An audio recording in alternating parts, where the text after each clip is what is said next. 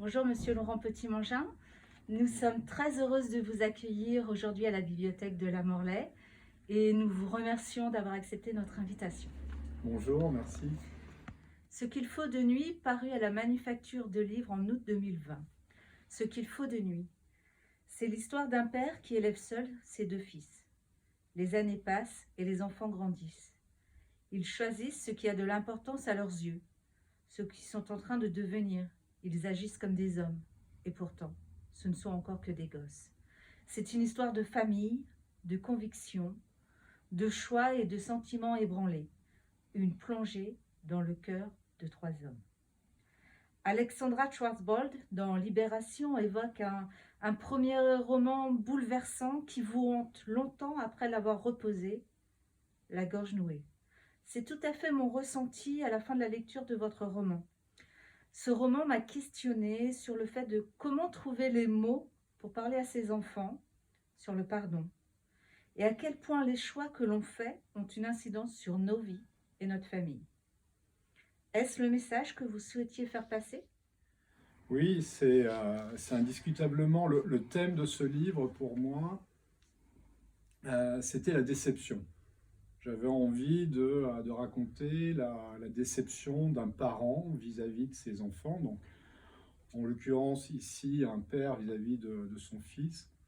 Et pour être tout à fait honnête, je ne savais pas du tout au début, quand j'ai entrepris le texte, quelle allait être cette déception, comment elle allait se matérialiser. Finalement, elle n'est venue qu'après, elle n'est venue qu'au cours de l'écriture du roman.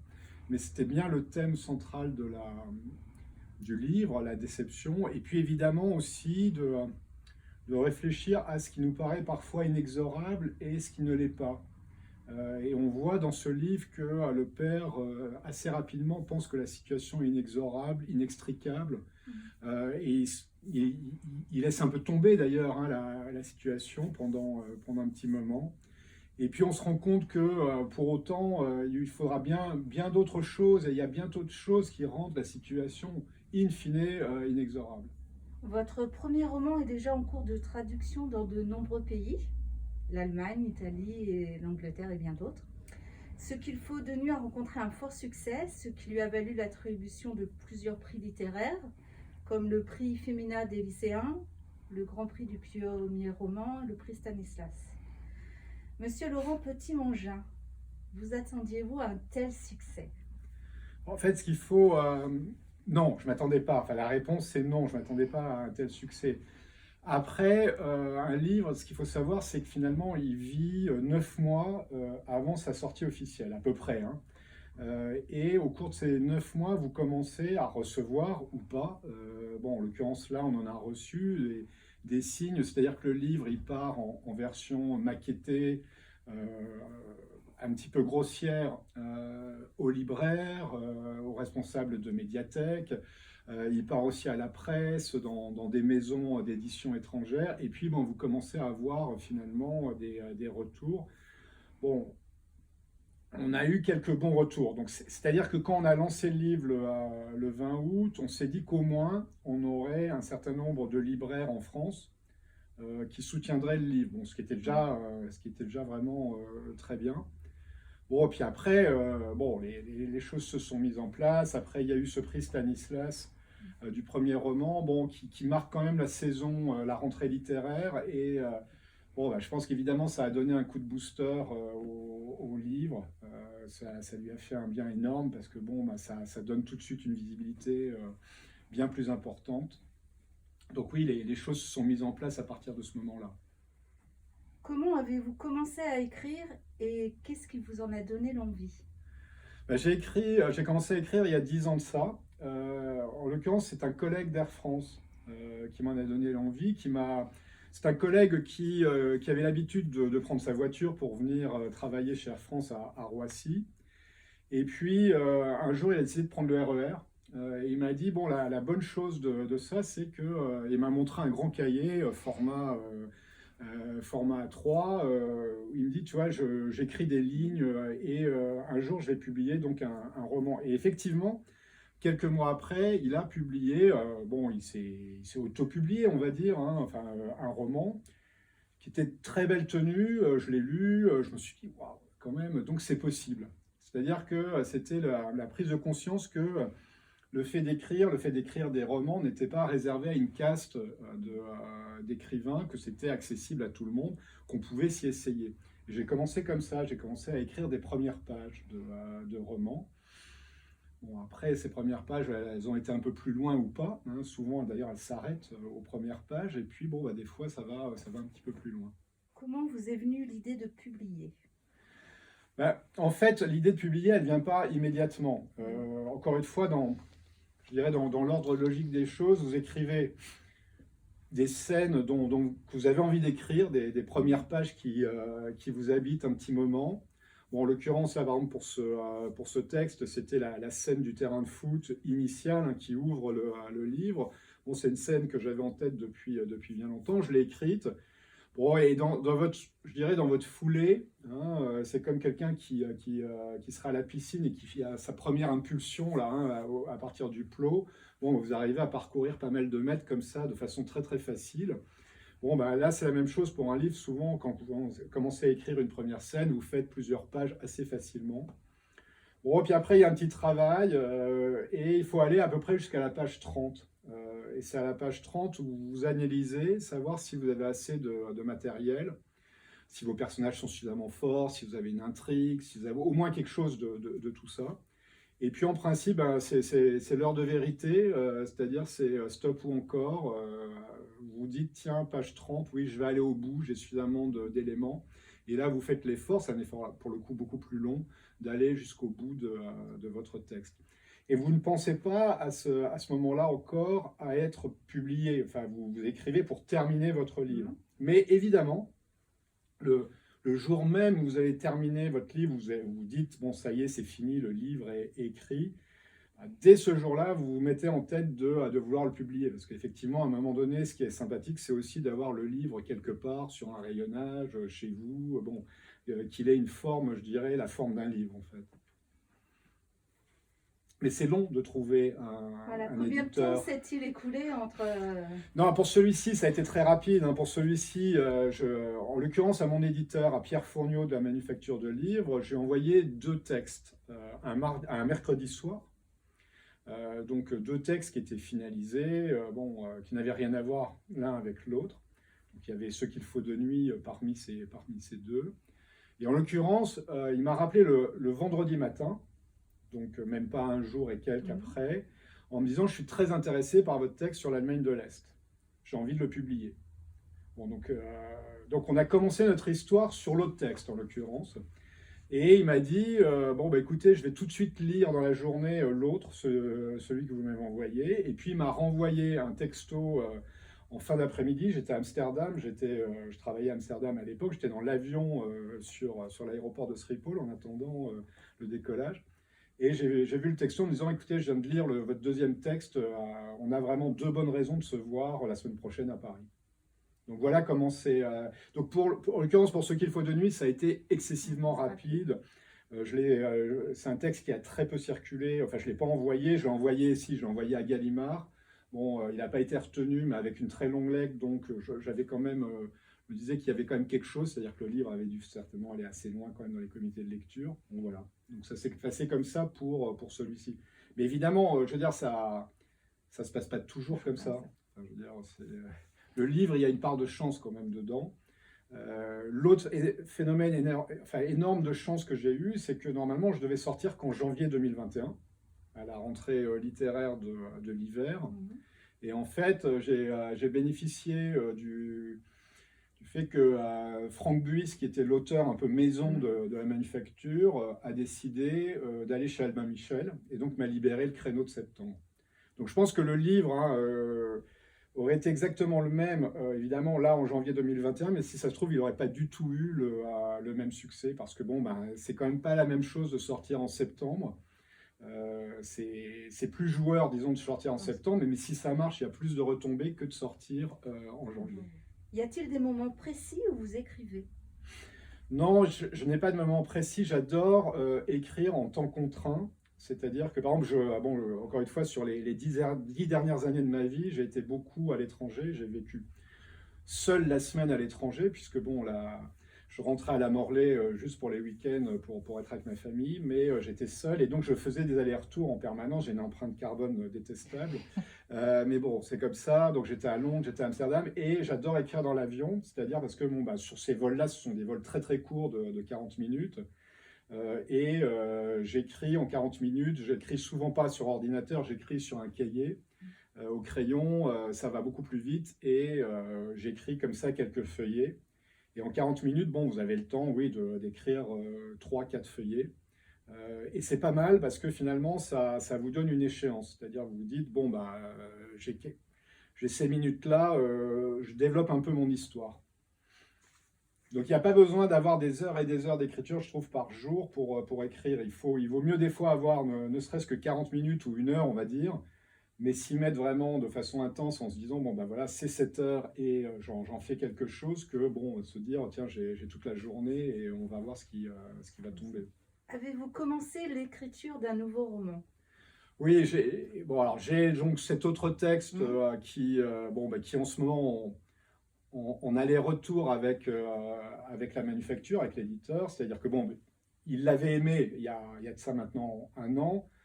Bon, je l'ai quand même réécrit, enfin en partie, parce que bon, j'avais envie de retravailler certains aspects du texte. Bon, et là, on est en train donc de le peaufiner, on va dire. Et puis, bon, ne va commencer simplement que sa vie, c'est-à-dire que là, dans 1 semaine, 2 semaines, le texte va partir en correction entre guillemets officielle. Et là, c'est plusieurs rounds de correction qui vont se passer. Et on en loupe toujours d'ailleurs hein, des coquilles. Ce matin, j'étais avec la traductrice espagnole. Bon, alors c'est fou, c'est la traductrice espagnole qui m'a montré 2 fautes qui restent dans le texte. Donc voilà, enfin, c'est comme ça. C'était assez dingue comme moment, mais bon, c'est comme ça. Et donc oui, le livre, donc l'aller-retour va continuer avec les correcteurs désormais qui vont me faire des propositions d'amélioration, de correction grammaticale. Et puis il va partir en maquettage. Et puis après, donc il va être envoyé à la presse, aux libraires, à quelques personnes qui peuvent aider après à la vie du livre et à sa promotion. Alors, dans le cadre de cette interview, nous avons proposé à nos lecteurs de vous poser des questions. Nous en avons sélectionné quelques-unes. Ce qu'il faut de nuit. Pourquoi ce titre? C'est pas le titre du tout original du livre, hein. C'est-à-dire quand je l'ai envoyé, il ne s'appelait pas comme ça. C'est mon épouse qui a trouvé ce titre, parce qu'en fait le titre initialement, enfin le titre s'appelle Ce qu'il faut de nuit au-dessus des arbres, et j'avais absolument envie d'avoir des arbres. Pourquoi? Parce que bon, il y avait ces arbres autour du terrain de foot qui constitue la première scène, et j'avais envie que ce titre rappelle ces arbres-là, un peu isolés, grands, ouais. Donc on est parti sur cette idée de Ce qu'il faut de nuit au-dessus des arbres, qui est le premier vers d'un poème de Jules Supervielle qui s'appelle Vivre encore. Et puis au maquettage, on s'est rendu compte que le titre était trop long et c'est l'éditeur. C'est là aussi où l'éditeur prend son rôle des fois en disant l'auteur c'est bien, mais à un moment donné j'ai mes choix à faire. Et donc il a décrété que ça serait Ce qu'il faut de nuit. Et c'est très bien comme ça. Le père désapprouve les opinions politiques de son fils et ses fréquentations. Pourtant, il n'en dit rien. N'est-ce pas là le rôle d'un père? Je pense que ce père, il fait ce qu'il peut. Il a quand même pas une vie si facile que ça. Ce père, il vient de vivre un drame, il vient de perdre son épouse. Et je pense il se rend compte que son épouse faisait beaucoup, notamment dans l'éducation des 2 garçons. Et donc là, il essaie de reprendre le flambeau et d'essayer de faire bien. Donc j'ai l'impression que c'est un père qui essaie de cocher les cases pour montrer qu'il fait bien. Et je pense que c'est très bien comme ça. Après, oui, il a peur d'affronter son fils. Je pense que c'est une famille où ils se parlent peu. Et puis je pense que vous savez, des fois il y a des phénomènes comme ça de sidération, c'est-à-dire que quand vous apprenez quelque chose qui est tellement énorme, qui dépasse tellement ce que vous auriez pu imaginer, que vous avez toute une période comme ça de temps où vous n'arrivez pas à l'intellectualiser, à la digérer, cette information. Et ce père, je pense que pendant plusieurs semaines, plusieurs mois, il va être comme ça, c'est-à-dire il va être un peu porté par les événements, mais il n'arrive pas à reprendre le contrôle des événements. Alors, le roman se passe en Lorraine. Pourquoi avoir choisi cette région en particulier? Alors, c'est une région, bon, déjà, que je connais un peu parce que j'y ai vécu, c'est ma région, c'est la région de mes 20 premières années, donc bon, c'est une région que j'aime beaucoup. En l'occurrence, il se passe dans un endroit dans lequel je n'ai jamais habité, c'est-à-dire c'est le nord de la Lorraine. Bon, j'ai davantage habité près de Metz. Et bon, j'avais envie, pourquoi est-ce que c'est une région qui est assez riche en contradictions, c'est-à-dire que c'est une région qui est sur le coup de déception économique, mais aussi qui se bat, qui recrée de nouvelles choses, et ainsi de suite. Donc il y a un cycle comme ça qui est plutôt intéressant. C'est une région bon, qui est à la fois très accueillante, enfin moi je l'ai toujours vécu comme ça, mais enfin objectivement on doit bien reconnaître quand on regarde certains résultats politiques qu'elle n'est pas si accueillante que ça à certains moments de sa vie. Et ça m'intéressait. Ça m'intéressait d'avoir une région qui soit un peu diverse, contrastée, pour installer mon récit dedans. Mais on aurait pu le mettre en Picardie. Honnêtement, je veux dire, je pense que la Picardie partage énormément des attributs de la Lorraine. On aurait pu le mettre dans le Forez à Saint-Étienne, on aurait pu la mettre dans... Bon, j'ai plaisanté une fois lors d'une réunion avec des lecteurs à Versailles en disant ça n'aurait pas pu se passer chez vous. En fait, en l'occurrence, les gens sont venus à la fin en me disant mais détrompez-vous, enfin, ça aurait pu également se passer chez nous aussi. Quelles sont vos influences littéraires et êtes-vous un grand lecteur? Oui, je suis un grand lecteur. Bon, alors, les influences littéraires, elles sont de tout type. Bon, j'aime beaucoup Paul Auster. J'aime beaucoup l'histoire dans l'histoire qu'est capable de raconter Paul Auster. Mais j'aime beaucoup aussi Philippe Dian, par exemple, pour sa façon de travailler ses dialogues, d'avoir ce ton qui est le sien. Bon, mais je lis aussi des auteurs un peu moins sous les feux de la scène. J'ai lu Jules Romain là, bon, il y a quelques années. Bon, ça m'a quand même vraiment marqué, toute cette épopée des hommes de bonne volonté. Bon, je suis collectionneur de livres, donc la beauté de collectionner les livres, c'est que des fois, vous allez acheter un livre pour sa couverture, pour le fait que ce soit une édition originale ou quelque chose comme ça. Et du coup, bon, comme vous avez mis un petit peu d'argent dans le livre, vous vous dites, bon, tant qu'à faire, je vais quand même le lire, au moins que je sache ce qu'il y a dedans. Donc ça vous fait découvrir des auteurs que vous n'auriez pas découvert sinon. Donc c'est ça, je trouve, la beauté de, je dirais, de temps à autre, collectionner les livres. Ressent-on une pression pour les projets futurs lorsque son premier roman a aussi bien fonctionné? Oui, il y a une énorme pression. Oui, c'est difficile parce qu'à un moment donné, autant quand vous écrivez et que vous n'êtes pas encore publié, vous écrivez pour vous et uniquement dans ce sentiment-là. Autant, quand vous êtes publié, vous savez, surtout en discutant avec les lecteurs, en discutant avec la presse, vous savez ce qui a marché, ce qui a plu dans votre livre. Alors des fois, c'est des choses qui sont intéressantes. Par exemple, vous savez que par exemple, les personnages sont très importants. Si vous voulez que le livre marche, il faut qu'il y ait des personnages qui soient assez forts, qui embarquent un peu vos lecteurs. Bon, ça, par exemple, c'est quelque chose dont je n'avais absolument pas conscience avant. Bon, là, il se fait que dans ce texte, dans Ce qu'il faut de nuit, bon, les personnages sont assez forts. Et encore, hein, enfin, je veux dire, on va peut-être les rendre plus forts, j'en sais rien. Mais ça, par exemple, c'est quelque chose que j'ai en tête. Donc ça, c'est une aide. C'est-à-dire, mais c'est vrai que ça peut être aussi relativement crispant et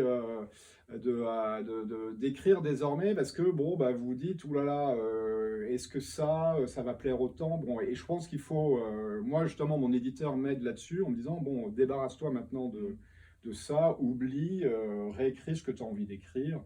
Et puis on verra bien si ça plaît, si ça plaît pas, c'est plus ton problème. À la limite, ton problème est d'écrire, que ça plaise ou pas, c'est pas ton problème, c'est le mien, c'est mon problème d'éditeur.